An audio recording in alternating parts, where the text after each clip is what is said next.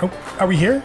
Are we on? You or me? Yeah, I don't know. I'm not sure. You want to start or me start? Hey, listen, I've been dying to say it. We are episode 21. Yes. In Scottsdale, Get Arizona. Get excited. And it smells awfully good here. That's just because you're a pizza nut. Craft 64, one of the most famous places in town, known for one of the best rated pizzas. Yeah, because the story goes that Barstool Sports came by once upon a time and said this might be the best pizza in the entire state of Arizona. And ever since then, people have been choosing this over everything else. Dave Portney, El Presidente, rated this as high. He's anyone in Phoenix. So we're excited to be Marley. Here. As high as that's like to say. Exactly. Yes. Very high. Craft 64, wood fired. There it is. That actually looks like a pizza that I may dance with. That looks like a pizza, good char, good everything. We're moving because we don't want Austin to get run over. Are we still in good light? It's so crazy because we did the Chris Bianco spots earlier in this week, and everybody raves about Chris Bianco. Nicest guy, get back to charity, unbelievable pizza maker, one of the best in the country. I liked it, but, and this is probably blasphemy. People are going to say it's blasphemy. If you said, Dave, close your eyes, which one did Bianco make? This one, Craft 64, or Bianco, which is an hour and a half wait to get in at all times, I'm not convinced I would have known the right answer. I think they're comparable. Like I said, that's probably blasphemy for artisanal pizza makers. Yeah. Shit's good. It is good. Yeah, it's really good. Better be like a 7-9 or an 8. I don't know, Dave. Come on. That's a little hometown cooking if you're going that high. Hometown heroes. It's fucking delicious, though. It is very good. And they may have boosted up. I was going to go 7.4 because of that pep talk. I'm going to go 7.5.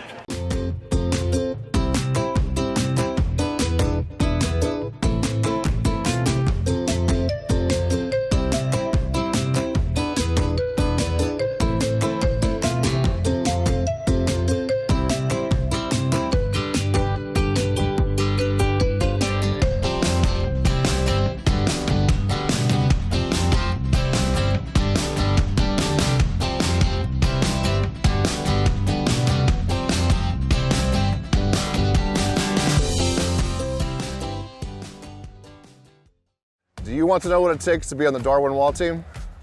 Let me show you. Let's go. Come on. Let's go. Come on.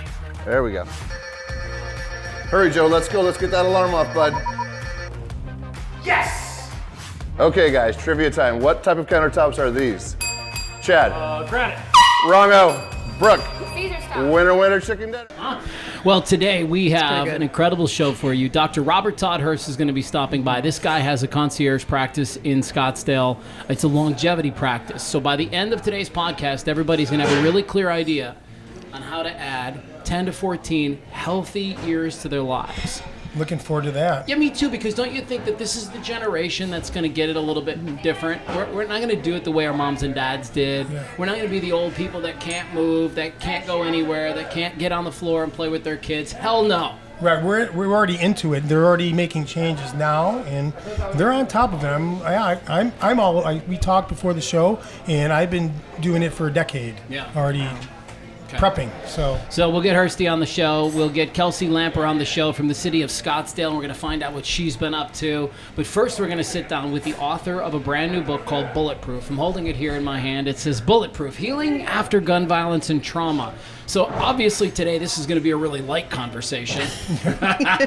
Everybody says that when they introduce me. Yep. So, every time. So obviously this is going to be a really light conversation. No, my friend Jill McMahon has been gracious enough to join us, and hi and thank you, and so awesome to see you. Thank you for having me. Are you kidding me? Nice to meet you, Steve. Yeah, nice to meet you as well. Excited to have you. And boy, when I peeled back the onion and found out a little bit about who you were and what we were going to talk about, I was like, okay, strap ourselves in. Me, like a lot of people, I don't know how much we'll get into it, has been affected by it as well. And so, anyways, let's get on with it. 'cause Yeah, okay, she's the expert. Go right in. You're a Yeah. Scottsdale resident. You live in Scottsdale, or you live close to Scottsdale, don't you? I do. Yeah, you're up in this area. So, is Craft 64 one of your sponsors? I mean, basically, you said Craft 64, and I said, can I please come? So it wasn't about the podcast as much as it was the pizza. It's the pizza, friend. So if we could You know just what? hurry I'm okay this with up. It's a good I'm hook. good with It was a good hook. It seemed like we had a couple Totally fans fine. on that too. I'm totally fine with that. Yeah. Okay, and for the last 20-something years, let's learn this about Jill. She's spent that time as a counselor and Correct. in a specific niche. Care to share? I am an expert in suicide loss. So I've worked solely with families and friends that have lost a loved one to suicide for the last 20 years. And then this book comes your way. Yeah. I want to talk about Bulletproof in just a little bit, but first, let's start with what you spent the last 20 years Sure. doing. Let's go. I'm curious about why you don't do it any longer. And you know a little bit of the story, but it's important to highlight that. I It's know hard none of to- it. You good, Steve. So- Let's go. yeah, let's go, let's sir. so tell me. I burnt out, frankly. Okay. I mean, I could go around about and tell you all the odds and end, but 20 years is a long time to hold other people's trauma. Yeah. And as much as I still love the work, and as much as I am still very passionate about survivors of suicide, I started to feel a change about 5 or 10 years ago, maybe 5 years ago, and it just was hitting me differently. I wasn't able to sleep at night quite as well. I wasn't able to brush it off at the end of the day. When I first started that work, I kind of laughed at everybody. I was like, I must have a sickness because I can spend 10 hours of the day listening to people's deepest, darkest moments Right. and walk home and make a peanut butter and jelly sandwich and do math with the kids. Like, what is wrong with me? I was a master compartmentalizer, but Or what is right with you? probably, right? Yeah, right? At the time. Yeah, Yeah, what I is right probably with just you that didn't you notice could that do at the that? time, Yeah. right? And as I got older, that just became more and more challenging to do. And so after a while, I was like, I'm not sure if this is good for my health anymore. I'm definitely not sure this is good for my family anymore. And more than anything, I never want to do wrong by the client. And if I couldn't be my best self, I felt like I needed to do the right thing and Yeah. pivot. Well, honestly, to me, that sounds very reasonable. Thank you for sharing. I know, Matthew, you knew much more about this beforehand, but I mean, you're this is some heavy duty stuff, and Yeah. eventually, it piles up, and you're just human, and Yeah. there's a lot of other things going on in the world as well. Besides Did you that, feel like, specifically with suicide, like it was just coming at you left and right? Because we all know how high the numbers are right now, right? Like the numbers Right. are staggering, and they've grown exponentially. Yes. Post-COVID, post-military, post-war, right? Right. Like Post-social media. Was it just for sure that, right? But has it increased in a way that you've not seen before? I'm not going to say that it's increased in a way that I haven't seen before, but I'm going to tell you there has been a steady incline for sure. Yeah. It was really interesting. The first year of COVID, we watched the numbers go down. All we heard was, oh, this is obviously going to be monumentally bad for a lot of people, and we're going to see all sorts of mental health rates go up. And the first year, it went down. Well, I mean, if you are an epidemiologist or if you're in the field, you knew why that was, because people were now in their protective places. They were at home, and for some people that's good, and for some people that's actually traumatic, right? But they were typically around other people, not isolated right? as much. Right, exactly. There wasn't a freedom to maybe have ruminate as much, or to just wait until mom and dad left for work. So we expected that the first year of COVID. The second year, of course, there was a spike, and it's been a steady incline since then. Okay, and can you attribute to the spike? I mean, or this why would there be an increase? It's got to be a salad. There's a few Yeah. things in it. Yeah. There are what several ingredients, and Okay. I'm going to go back Yeah. to pandemic because I know everybody is so sick of hearing about pandemic, but of course, Me included, but- of course. I get Right? it. I took a poll of about 100 teenagers last year because I was going to go speak to their parents. And I said, what do you want me to tell them? Like, what are you struggling with? I don't want to be another mental health professional that just speaks at people. Like, I don't want to fill your parents full of bullshit, excuse my Yeah, no, you're language. good. You can go. And they were like, we're over the pandemic. Yeah, like, yeah. we want our parents to quit looking at us like, oh, I'm so sorry the pandemic has ruined your life. 2 years later, I know that's why you're not passing math. Like, we don't want to hear about it anymore. Like, right? You're just putting Move it on. on us so much, right? So Yeah, I'm yeah. I'm right there. Yeah. But of course, but- however, we did see a spike because of the effects of pandemic, right? So that's going to attribute for the first couple years. I do believe that even now, 4 years out, we are still more disconnected than we've ever been, ever. So, that's a big factor. And social media plays into that disconnect. They're connected yet disconnected simultaneously. It's a problem. I want to move on and talk Yep. a little bit about your book. I know, well, you're a religious guy, so, and I went and I spoke at her church She's once upon a spiritual, time, for and sure. so I know she has a connection too. And so I wonder if you'll let us in a little bit to your life in that moment where somebody told you that this was the book you needed to start writing. I was probably told that is the book that I needed to start writing when I was a kid, right? Because of the events that had occurred in my life. I am a childhood gun violence survivor. I don't talk about it a lot. I don't hide from it at all. I have no qualms talking about it. It's just not a party conversation necessarily, right? Right, not positive for sure. And I will say that the landscape of gun violence has changed dramatically since I was a child. There weren't shootings every day that we were hearing on the news. There definitely weren't people walking around with AKs. There weren't ghost guns. Mass shooting was a very, very, very rare occurrence. So I also don't want to minimize the gun violence landscape today. So because my situation was very different, I don't often bring it up. But I now know that event molded me into who I am today. And I really like who I am today. So, I feel fortunate that I do. Not everybody does, right? But it was a traumatic, scary event. However, it really gave me a lot of strengths. And I knew when I was a teenager that I hoped someday that I could do something about it. I could do something with it. And, that just wasn't in the cards for me until, I probably became older, wiser, and more confident. And in my 40s, I was like, what can I do? What can I do with this? I did go down the political road for a hot minute and realized that wasn't going to work for me. That wasn't going anywhere. Yeah. It was frustrating. I went to therapy over that. I went to therapy over Sounds about right. Right? It sounds about right. The A lot of therapist went people to need to therapy. go to therapy over it because there's a few subjects out there that we want to politicize that I want to smack people across the head about. Education is one of them. Not political, sorry. Nope. All our kids should be smart and have access to an education. End of discussion, put the period. Same with the gun violence. People should be able to grow up without the fear of being shot when they go to school.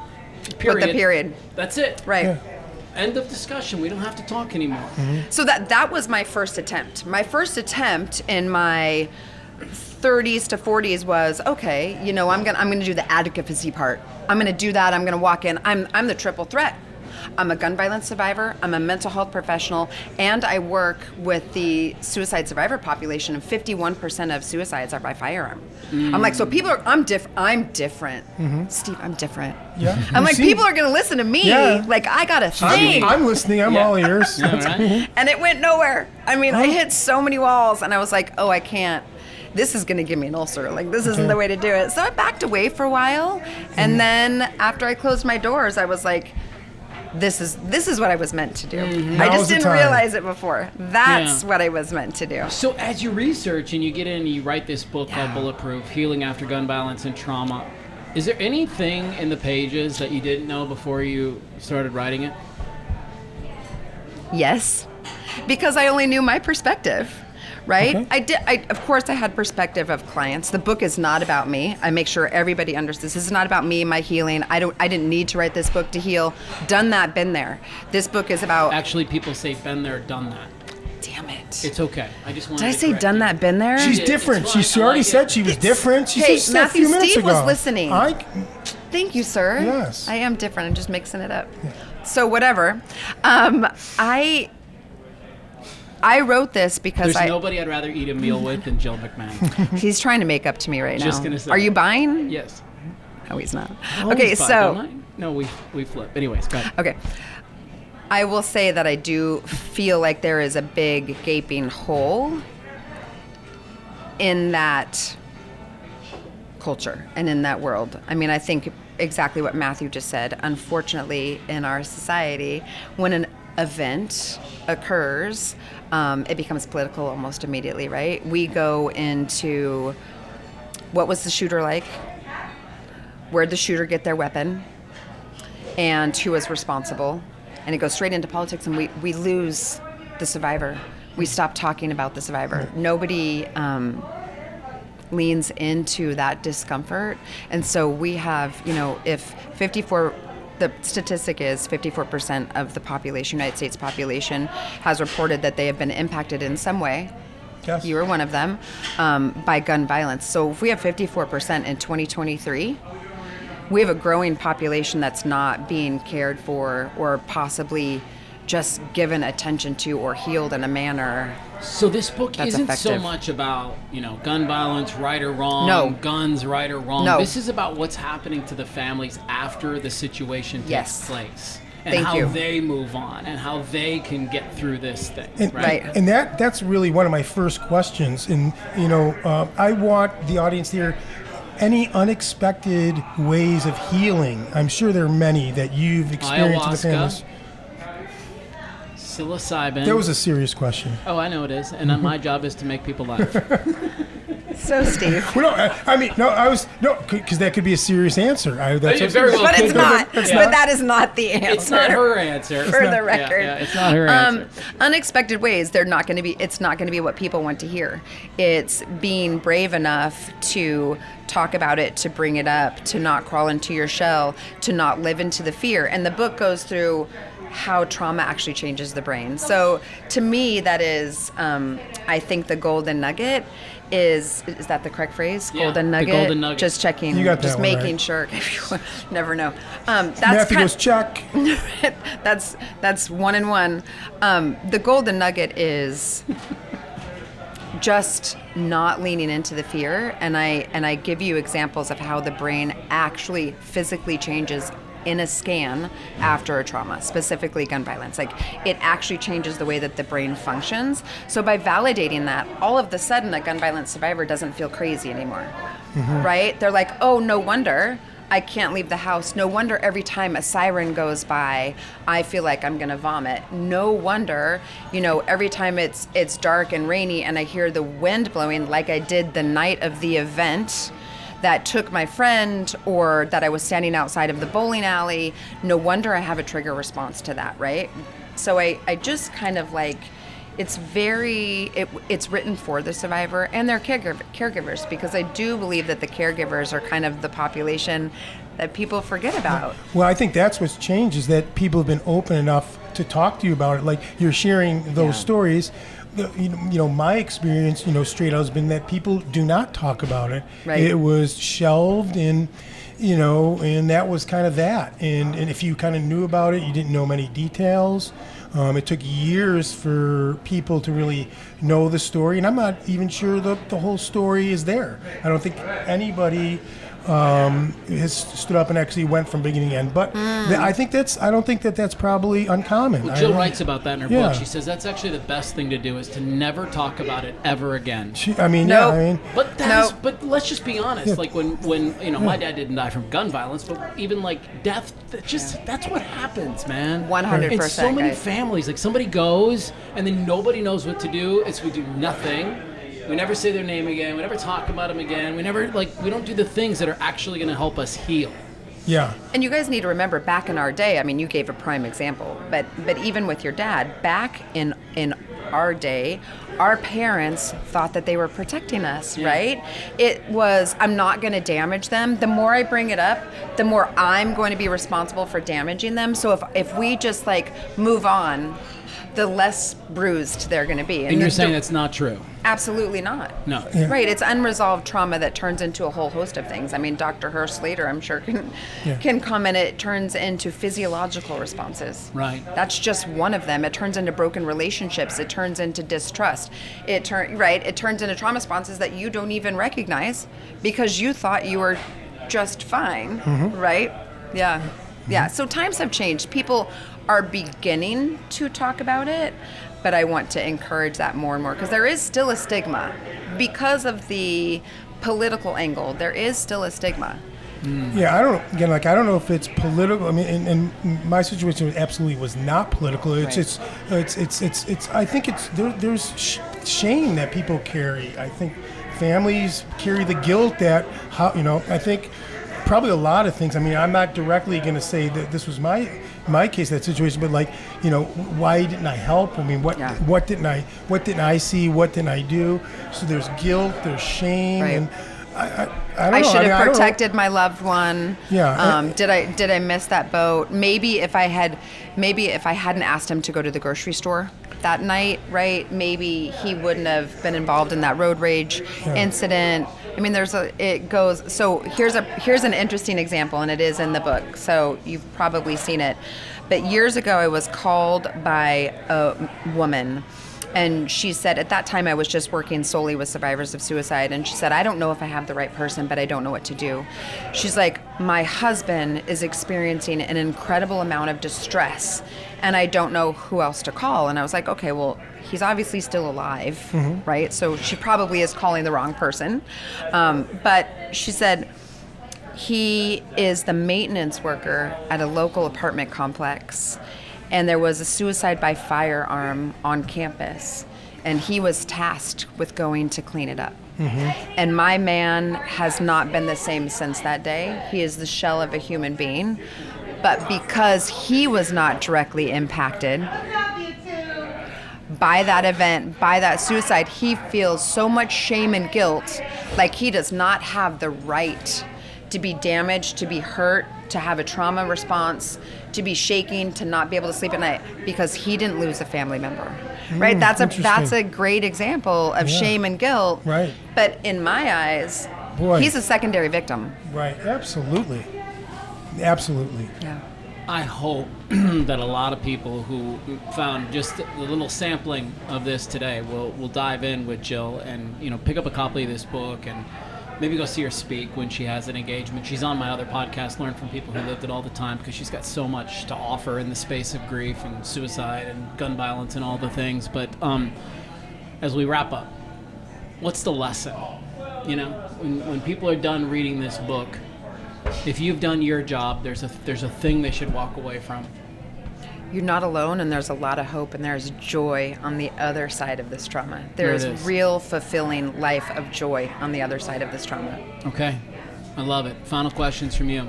No final questions from me. I mean, it was very informative. I appreciate the honesty and straightforwardness of it all. And, as I sit back, I think it always stems back to Matthew's original thought of the mental game. I mean, everything it seems to spin back to that. And until we get a grasp on that, we start to see others flagging this type of stuff early on, not when it's 11th hour stuff.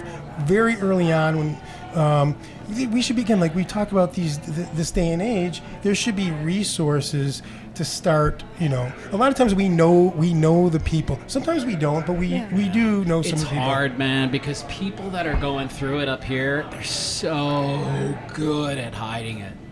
Like, they're the best liars on the planet Earth. I know it because I used to be one of them. Okay. Right? Like, I know it because I used to fool everybody.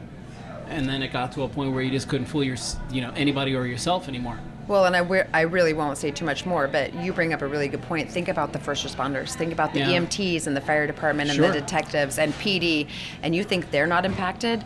Absolutely are, but they are so good at hiding it. There's so much shame. We've talked for about that them. on multiple shows, the 100 Club and others. They're trying to do more police about it chief, now, which is cool. The police chief talked about that. The fire chief, they're integrating that stuff, and so good news. So thank you so much for coming on. Thank you for having me, guys. I really appreciate it. Wonderful book. Thank you. I'm excited. E. McMahon, where the E stands for Easter. Ellis. Esther. Ellis. As in Ellis Allen? ELLIS. Ellis. How about that? LPC, that stands for Licensed professional counselor. She's- It's just quiz. Just keep she it is coming. the greatest, man. I'll be looking forward to my pizza I'm in a few telling minutes, everybody, sir. Oh, there's, yeah. There's He's a buying, lot right? of people out there, He and said this that. one is the truth. This one is the truth for real. Jill McMahon, go see her. Pick up a copy of Bulletproof. When we come back, we're going to sit down with Dr. Todd Hurst. We're going to sit down with Kelsey Lamper from the City of Scottsdale. We'll see everybody in just a second. This place is not show ready. Let's go.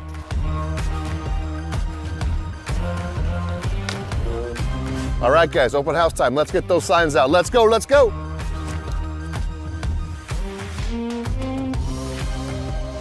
All right, guys, good job today. Let's f***ing go. Woo!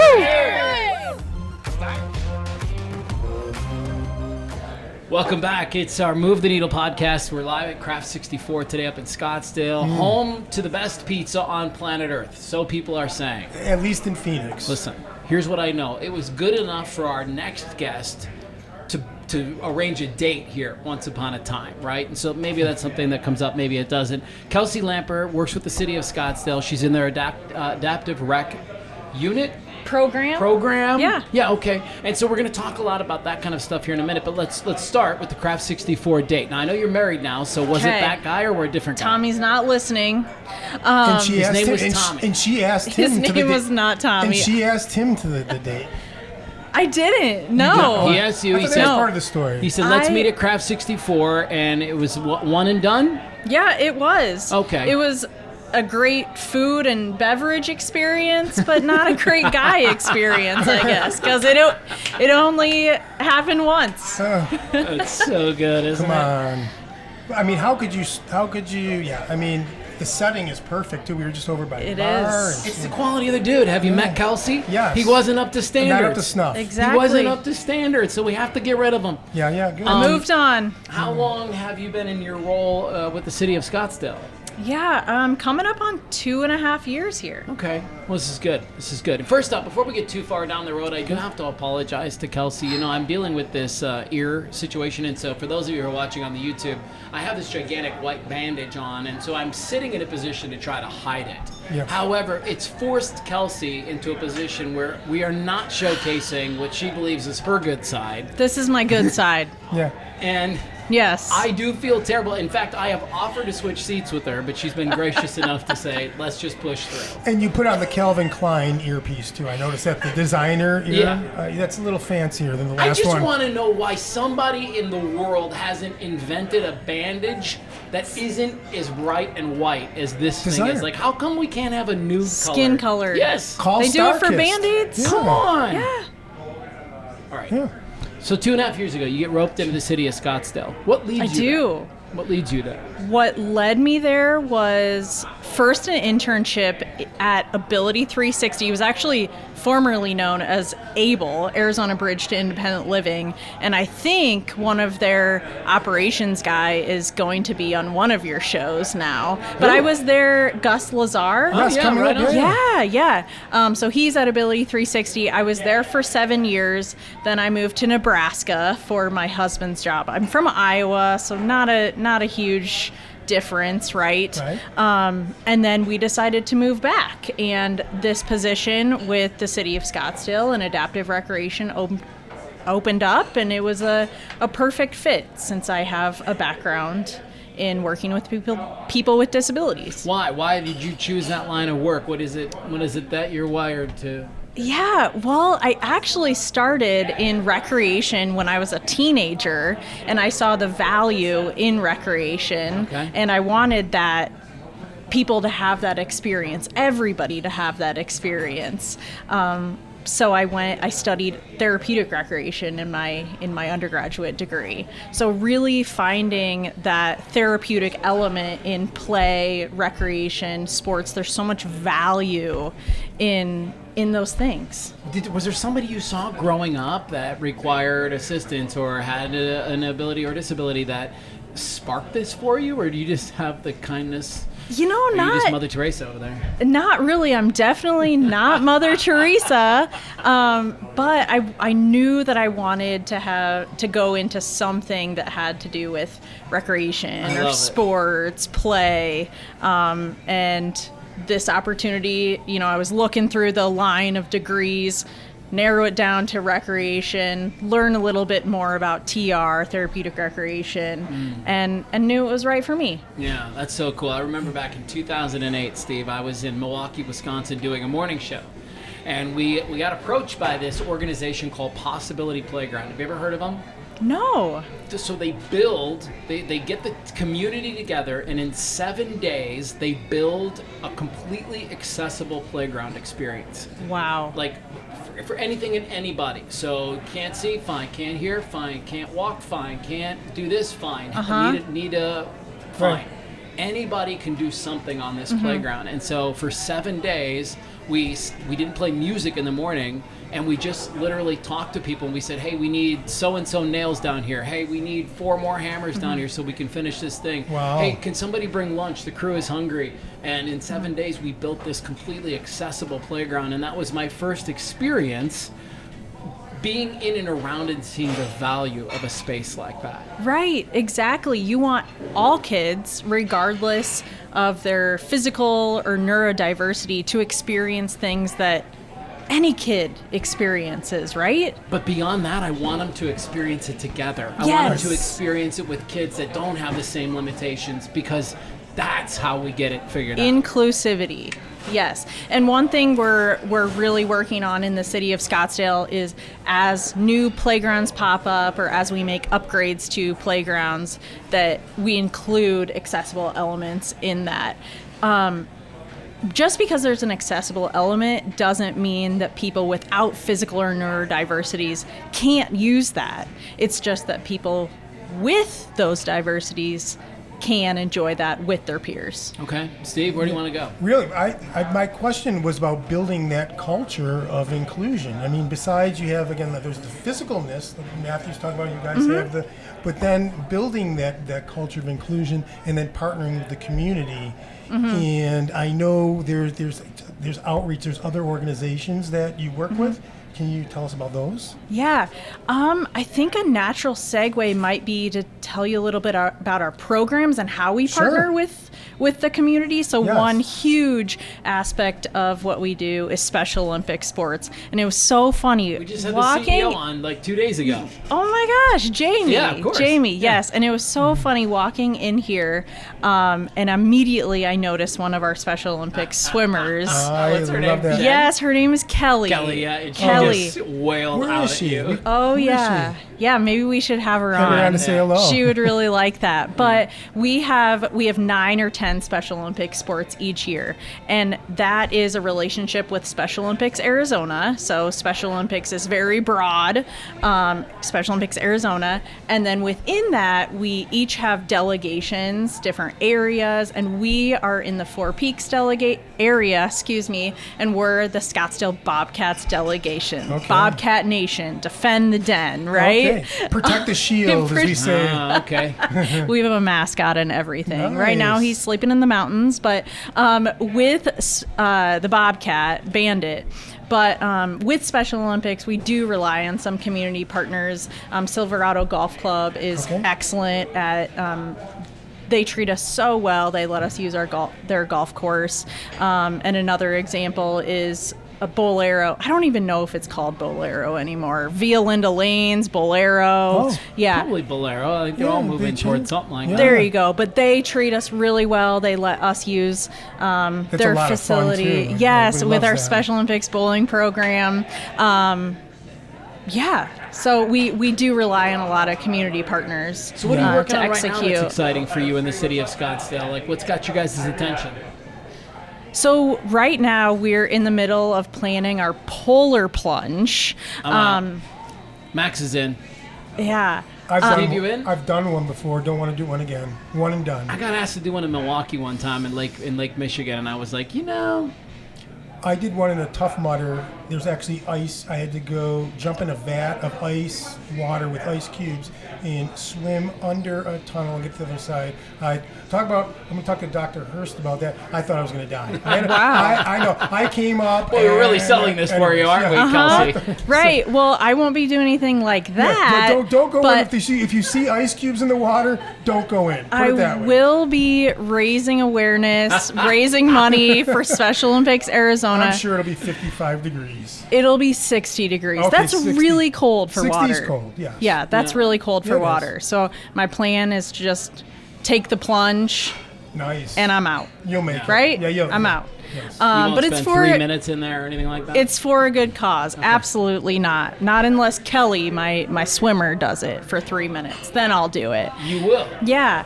But something that I recently did, you're never going to believe this. I jumped off a 27-story building for Special Olympics Arizona. I shouldn't say jumped off. I was attached to a rope.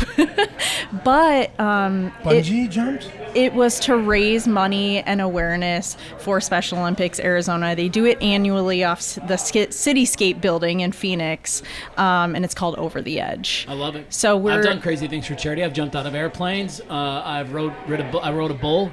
We'll hit you up next I year heard then. about- somebody actually, it's funny. I heard a secondhand story about the bull riding. I know really? somebody who went and watched you. Yeah. I did. Interesting, they said. 4.2 seconds I stayed on. Yeah, which is amazing. Yes. Yeah. Thank Yes. you very much for that. No, I was proud. What else do you do? What else does your job entail? Yeah, another big part of our job are general social recreation, leisure activities. And as a recreation therapist, people are participating in these activities and really building these life skills, social skills. But our goal is to make sure they don't even know that they're working on those things. So we, at our facility, our makes adaptive sense. rec facility, Jackrabbit and Hayden area, we have a fully accessible kitchen. You got to stop by and see it. It's pretty neat. So we do cooking classes, we do arts and crafts, guys nights, girls nights, game nights. Right now, actually, karaoke is happening at our facility. What's your song? Come on, Eileen. Wow, But I can't. Nice. From the 80s. There you go. I'm out if you make me sing it. So But you can't sing it. I can't Yeah. sing Yeah. it. No. Well, I just wonder, like, what's your karaoke jam? Do you have one, Steve? Don't have one. I'm thinking of one. Yeah. It would have to be Billy Joel, My Life, right Would be now. a good one. Yeah. I would pick some standards, maybe like some Harry Connick Jr. It'd be fun to sing him. That's your style. Maybe some Pantera. No, I'm just kidding. That's not what I'm about at No. all. Okay, so karaoke night. What else happens? Yeah. Bingo. Hell That's yeah. a good one, right? I love calling So, bingo. it sounds like Yeah. everything's fun. It's just all We- fun. We disguise everything as fun, It is. right?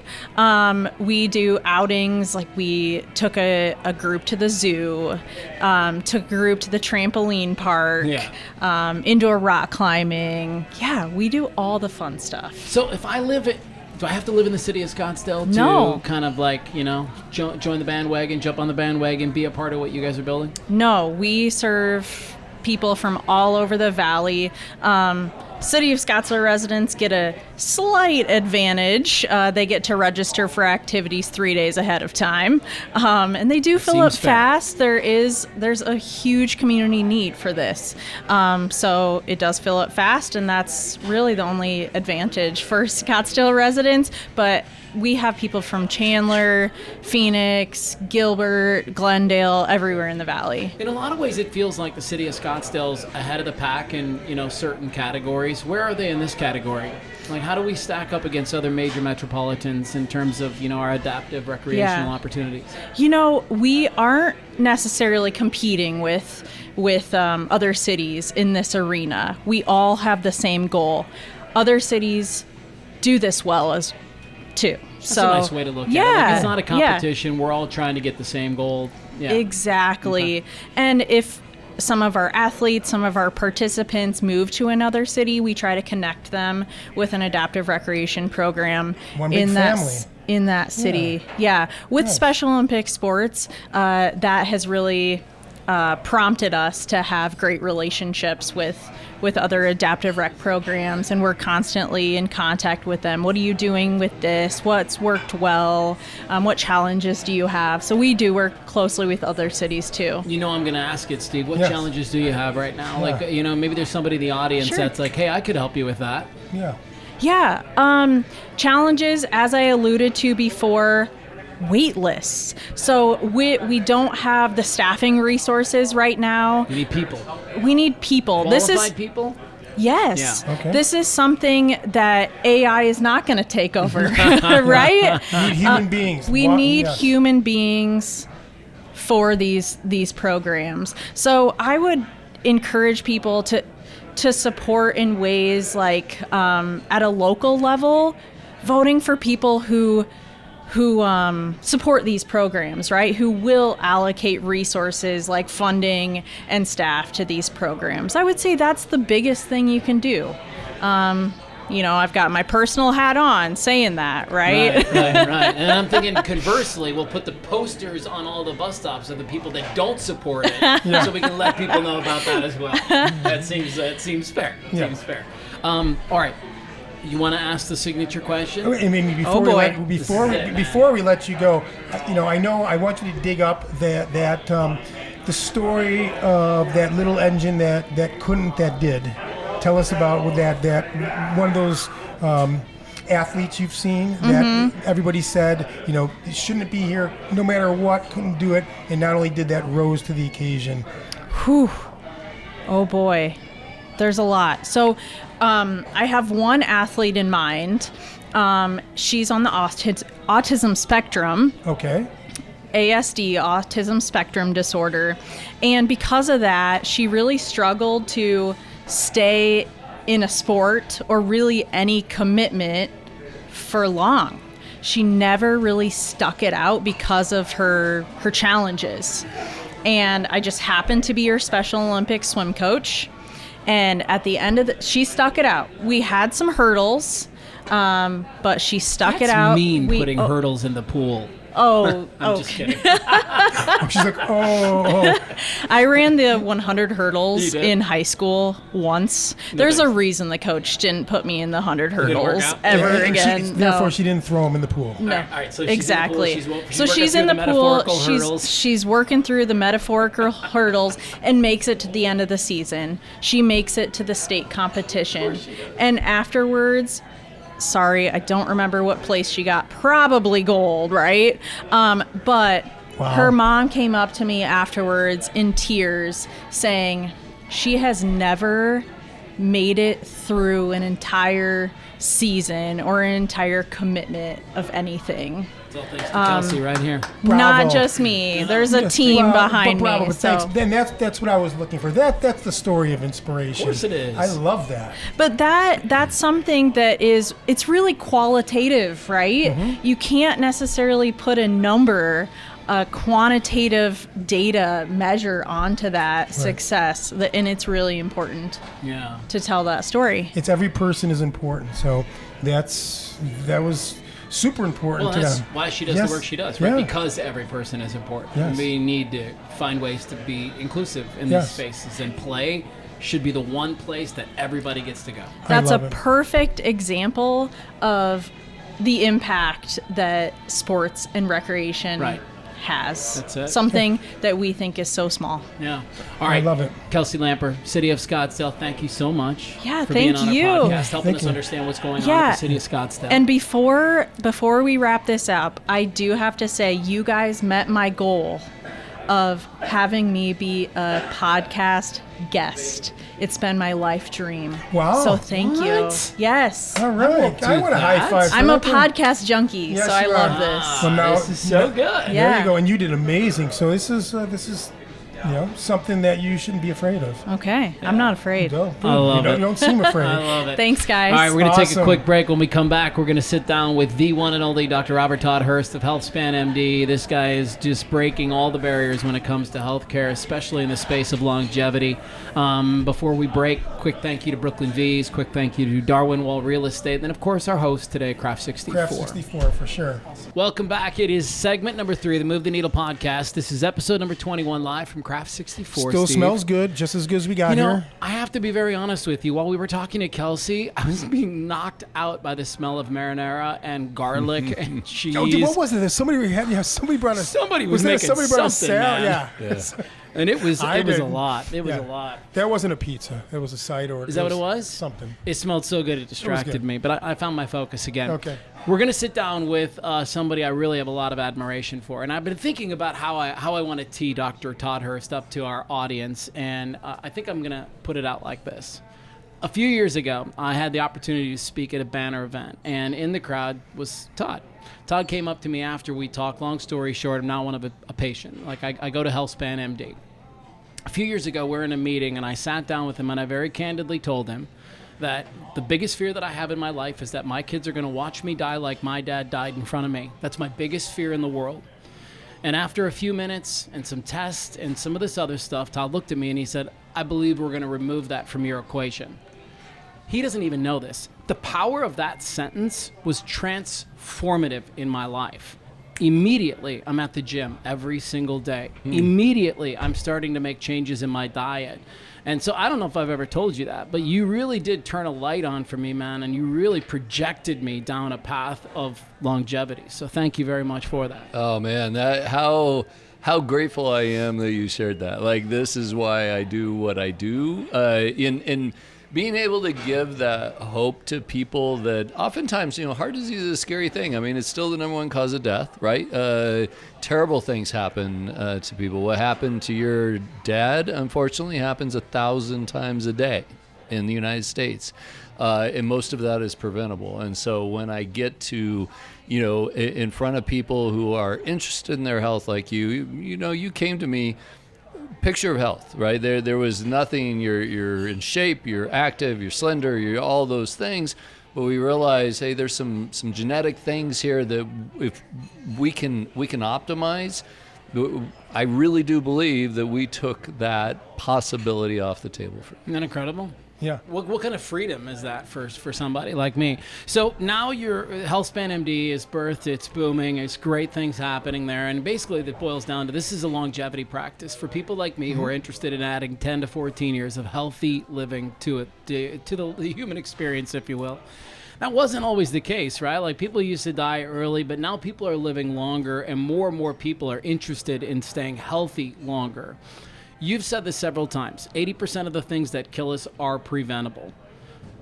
What are some of those things that are taking us way too early? Yeah, so heart disease is number one, and that's the one where there's the most opportunity. Heart attacks, 80-90% of heart disease is preventable. In fact, that information was really revolutionary to me. I read that research when I was in training, and I say, like all good cardiologists, my plan was to put stents in people. Like, I found that very gratifying, being able to fix things immediately. I came across this research that says most of this, death, disease, devastation that I'm seeing day in and day out is preventable. And I just said, well, why are we not doing this? And that was a real turning point for me in my career was, how do I bring what we know into my medical practice? And yeah, it sounds like, I think for people that maybe aren't very involved in medicine would say, well, of course all doctors know these things, right? That's what your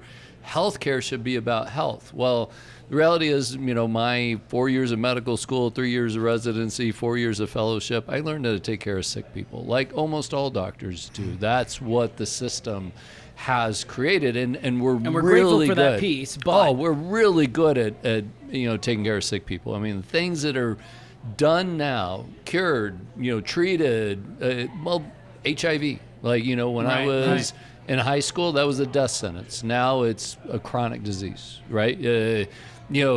Cancers that before would take people in months, now they're living decades with. It really is remarkable. But where the next stage of medicine needs to go is that proactive, identifying those opportunities and helping people live longer, but not just longer, also avoiding getting old. I define around getting frail, getting cognitively impaired, like that's what I'm interested in. Yeah, you're not talking about the number going up. You're talking about being weak, being unbalanced, right, malnourished, underhydrated. Yeah, just, and that was a lesson I had to learn because, when I was at Mayo Clinic, I started the Heart Health and Performance Program. That was a prevention program, the first one at Mayo, Arizona, and I knew we were really good at preventing disease, but I also realized that people, if we prevent disease and they just get frail and cognitively impaired, what favors did I do them? Like, I'm not sure which choice I'd make in this. And so that's why my practice has evolved to how do I help people? I say the 3 essentials of longevity: avoid preventable disease, avoid becoming frail, avoid cognitive impairment. And we have a lot of opportunities to do that. Yeah. Well, first of all, thank you so much for coming on. And I had the pleasure, actually, before we started this podcast, of watching your podcast and learning a lot from that, from behind the scenes. So thank you for that. My question goes to more, I've been, I'd say the last 10 years, trying to take care of myself in ways, exercising and taking supplements, because I've heard that the heart, unfortunately, is tough to detect things wrong. On the surface, even like your blood pressure may be fine, but under you may have genetics and stuff you don't know. Can you talk to me about that a little bit? Yeah, absolutely. So, one of the real challenges with heart disease is knowing what somebody's risk is before an event. So once it's occurred, once you've had a heart attack or a stent, okay, we know, right? But it's the artery disease, atherosclerosis, that's a medical term for that. That starts in our teenage years and it builds over decades, but it shows up as a clinical thing with a sudden event, either a heart attack or a stroke. How do we know who's at risk before they have that event? That's always been a challenge. The traditional way that we've done that is that we add up all your risk factors, right? We have these risk calculators, algorithms, and they're really good in a population, but they're not really good in individuals, because there's so many other factors that are involved. Now we do have tools that are really valuable in identifying those people that may be at higher risk than we think. In their imaging studies. So either a carotid ultrasound, the carotid's the main artery in the neck. Okay. You can do an ultrasound looking for evidence of artery disease there. And basically the idea is you find somebody that has more artery disease than you would expect, that's the person we want to really double down on their prevention regimen. And then CT calcium scores is also a tool that is becoming more popular. I think people are starting to understand, it's like an early detection. If you are worried about your risk for colon cancer, well, you go and look, right? You go and look to see, do you have any early signs? Do you have polyps? Do you have, same thing with artery disease. If we can know somebody's at higher risk earlier, we're really good at preventing problems in the future. Gotcha. Is there any, are there any lesser known contributions that you could share with the audience out there? I think there's over 200 independent risk factors for artery disease. Wow. 200. And, the one that in the risk algorithms, the one that counts the most and is far and away the most heavily weighted is age. But that's not really that helpful, right? So older people get heart disease. That's not as interesting. I think the thing that maybe I would emphasize to people that is under-recognized in traditional medicine is a genetic cholesterol problem called lipoprotein a. So lipoprotein a is about 20% of people, and it increases the risk of having a heart attack, stroke, or calcification of the aortic valve by 2 to 3 times. Oh, wow. Yeah. So, and it's not deterministic. It doesn't mean like, well, if my Lp(a) is high, I'm in trouble. It's not that clear cut, but it is somebody that if I know they have a high Lp(a), I'm going to be a lot more interested in, is there evidence of artery disease earlier? How can we, stop things before they end up manifesting as a heart attack or stroke? Gotcha. So this is like the central theme of Healthspan MD, right? Is getting behind the curtain a little bit, getting under the iceberg to figure out what's hanging out down here. Yeah, one of the terms I like, Peter Attia is one who came up with this, I believe, and he calls it medicine 3.0. So medicine 1.0, that was when no science, right? We were leeches and drilling holes in heads to release evil spirits. Medicine 2.0 really came so you're saying we shouldn't go back to that? Probably not. Okay, all right. Some have. Just keeping score. But yeah. Medicine 2.0 really started with penicillin. Like the evidence. We used science and randomized placebo-controlled trials to guide our decisions on how we were treating patients.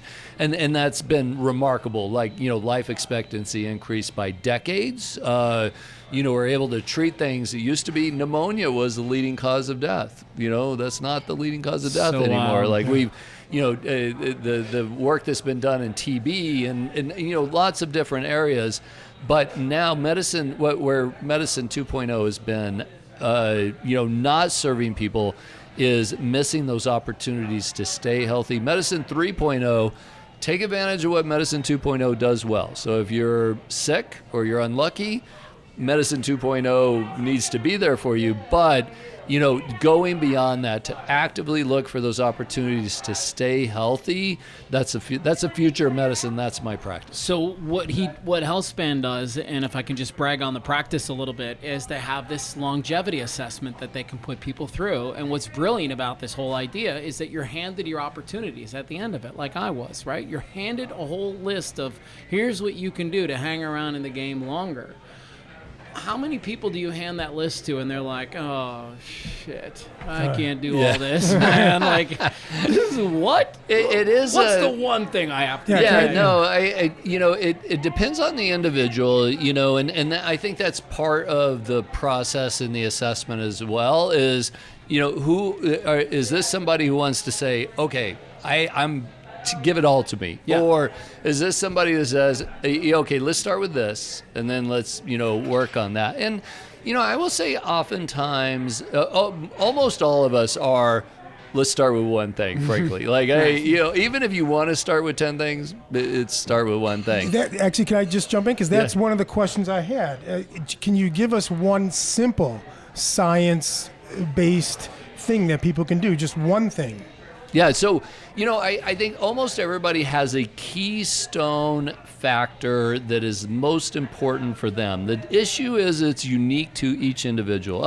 I'll give you a really good example of this. This was a patient that I saw when I was a very young cardiologist at Mayo Clinic, and cutest little thing. She was about 4'7" and about that wide as well. Like, just adorable, but blood pressure was through the roof, and we just could not get it under control. She's on 7 meds. She's calling me every 2 or 3 times a week saying, well, my blood pressure is 160 over 110. And I'm like, okay, more medicine.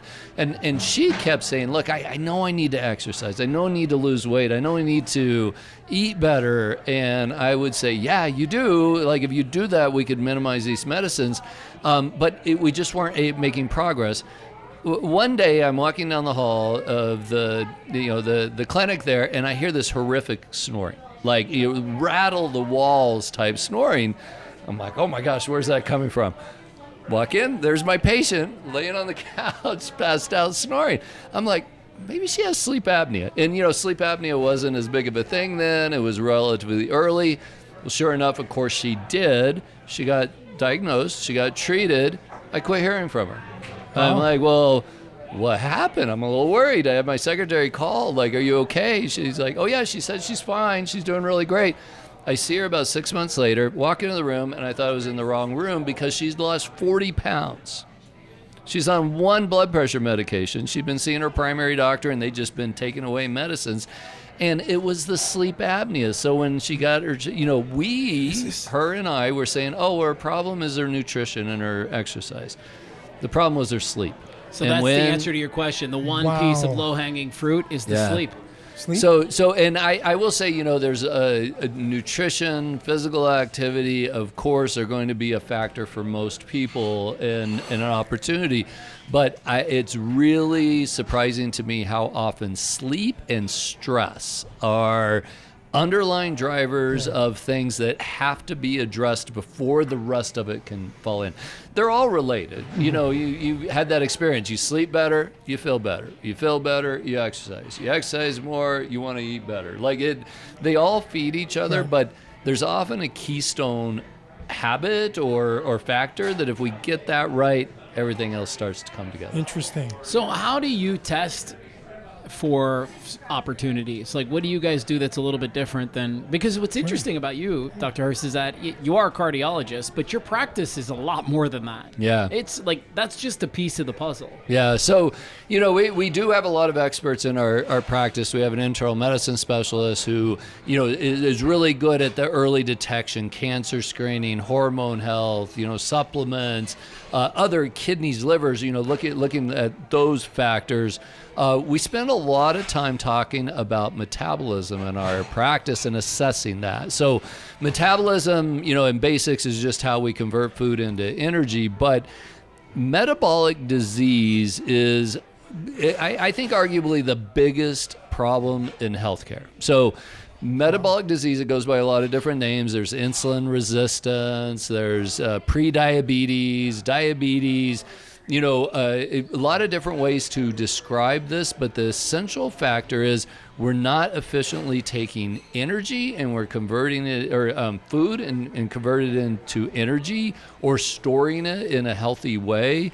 That process leading to higher levels of insulin in our bloodstream, with or without high blood sugars, drives fat deposition, drives artery disease, drives dementia, drives cancer. Our obesity epidemic, the underlying mechanism driver of that is insulin resistance. And so that's a really big factor for us. How much of that is driven by the foods we eat? Yeah, debatable. I think it depends on who you ask. You ask Coca-Cola, they'll say, "Oh, we're not exercising enough," right? Yeah. But my opinion is that it is predominantly our food environment. If you look at a graph of obesity, over the decades, and for the late 1900s to about late 1970s, it was really stable, like 10, 12% of people were obese, body mass index over 30. In the late 70s, it's just started to increase, and that was around the time highly processed foods became a thing, and there's a whole science to this. I mean, the food industry is really good at designing foods that taste great, that are very convenient, that hit all the right sugar, fat, salt combinations, and they don't really fill you up. And you can't just eat one, as the marketing tells us. I think that's a high factor. But it's a challenging world to be healthy in these days. I mean, there's the food environment, there's the Netflix environment, there's the other substances out now, like alcohol, cannabis. Like, there's a lot of money being made making people sick, and there's a lot of money in sick people, and that's a battle we all have to face. Yeah. All right. We're gonna start to wind down with them. Because I have one that I've been hanging on to. Okay, I've got a question. I heard this. I want to see if this is fact or rumor or true. Fact or fiction. Fact or fiction. Here we go. I heard that we talk about exercising. I heard that people. Let's say you take two people. One drinks and smokes but exercises. You take one who doesn't exercise. The higher probability, the one that drinks and smokes and exercise actually lives longer. Yeah, I think there's too many other factors. You can't just boil it down to three. And that's why I said I didn't know if there was somebody's like, basically there was a big proponent, of course, I'm sure, of exercise. Right. And it depends on the individual as well. Like alcohol. Let's just take alcohol for example. There's a lot of variation in how people how it affects their health. I mean, as you know, some people, one drink is deadly for them, right? Alcohol use disorder. They have one drink and they're a mess. Yeah, it's a terrible thing. Other people can drink more, and stop talking about me. I'm right here. Yeah, and they're able to maintain their health.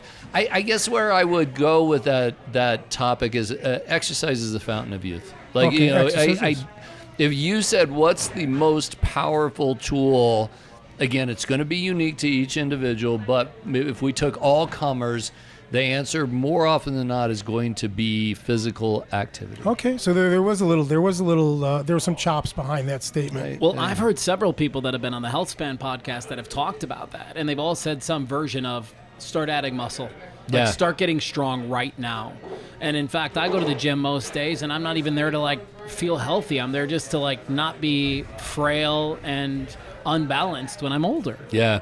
You know, we started doing DEXA for body composition when we opened our practice, and we didn't have a DEXA then. We were sending out, but it became such a valuable tool for us. We actually bought one and put it in the office because we were getting on just about all patients. So DEXA for body composition gives us, you know, bone density, it gives us body fat percentage, but the really actionable, most important data it gives us is muscle mass and visceral fat, the fat around the abdominal organs, because both of those are really correlated with health. They're also actionable. And it's also the data that surprises people. Like, generally people know their body fat percentage, or at least the range, right?